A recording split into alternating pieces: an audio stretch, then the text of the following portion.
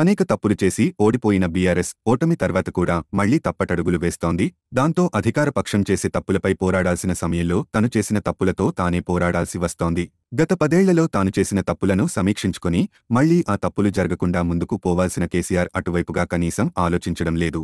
పైగా తామేదో చిన్న తప్పులు చేశామని, అయితే కాంగ్రెస్ తప్పుడు ప్రచారం వల్లనే ఓడిపోయామని ఆ పార్టీ నేతలు ప్రచారం చేసుకుంటున్నారు. పైగా పాత అహంకారంతోనే ఇప్పుడు కూడా పార్టీని నడిపిస్తున్నారు. ఈ మధ్య కాలంలో ఆ పార్టీ కీలక నేతలు చేస్తున్న తప్పుల వల్ల బీఆర్ఎస్ మరింత దిగజారే పరిస్థితి కనిపిస్తోంది. ఈ మధ్య కాలంలో ఆ పార్టీ నేతలు చేసిన 3 కీలక తప్పులు ఆ పార్టీని కుంగదీస్తున్నాయి. మొదటి తప్పు ఆ పార్టీ మాజీ మంత్రి, ఎమ్మెల్యే జగదీశ్వర్ రెడ్డి చేయగా, రెండో తప్పు కేసీఆర్, మూడవ తప్పు హరీష్ రావులు చేసి చేతులు కాల్చుకున్నారు. బీఆర్ఎస్ ప్రభుత్వం విద్యుత్ కొనుగోళ్ల ఒప్పందాల్లో అవకతవకలకు పాల్పడిందని అసెంబ్లీ సమావేశం సందర్భంగా అధికారపక్షం వాదించగా, ప్రభుత్వానికి దమ్ముంటే ఆ అంశంపై జ్యుడీషియల్ విచారణ జరపాలని సవాల్ విసిరి జగదీశ్వర్ రెడ్డి రాజకీయంగా మొదటి తప్పటడుగు వేశాడు.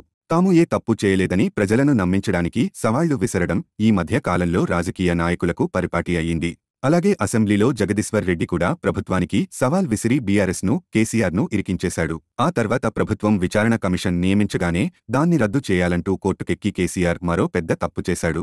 విచారణ commission chairman justice Narasimha Reddy press meet పెట్టడమే తప్పైనట్టు ఆయన మీద విరుచుకుపడ్డారు. ఆ కమిషన్కు చట్టబద్ధతే లేదని, అసలు విచారణ కమిషన్ వేసే హక్కే ప్రభుత్వానికి లేదన్నట్టు మాట్లాడాడు.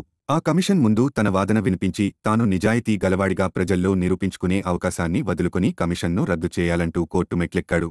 హైకోర్టు ఆయన పిటిషన్ను కొట్టేస్తే సుప్రీం కోర్టుకు వెళ్లాడు. అక్కడ కూడా కేసీఆర్ వాదన అంతా నరసింహారెడ్డి ప్రెస్ మీట్ చుట్టూ తిరిగింది తప్ప కమిషన్ను ఎందుకు రద్దు చేయాలో చెప్పలేకపోయాడు. దాంతో సుప్రీం కోర్టు కమిషన్ను రద్దు చేయాలని కాకుండా చైర్మన్ను మార్చాలని ఆదేశాలిచ్చింది. దీనివల్ల కేసీఆర్కు కానీ, బీఆర్ఎస్కు కానీ ఎలాంటి ప్రయోజనం జరగలేదు. సరికదా ఇప్పుడు తప్పనిసరిగా కొత్త చైర్మన్ ముందు తన వాదన వినిపించాల్సిన పరిస్థితిని తెచ్చుకున్నాడు. ఇక మూడవ తప్పు హరీష్ రావు చేశాడు. రేవంత్ సర్కార్ ఖజానాలో డబ్బే లేదనే నమ్మకంతో ఆగస్టు 15లోగా 2 లక్షల రూపాయల వరకు రైతుల రుణమాఫీ చేస్తే తాను రాజీనామా చేస్తానని సవాల్ విసిరి తప్పటడుగు వేశాడు. అయితే తానొకటి తలిస్తే దైవం మరొకటి తలిచిందన్నట్టు ఇప్పుడు రేవంత్ సర్కార్ రుణమాఫీ మొదలుపెట్టింది.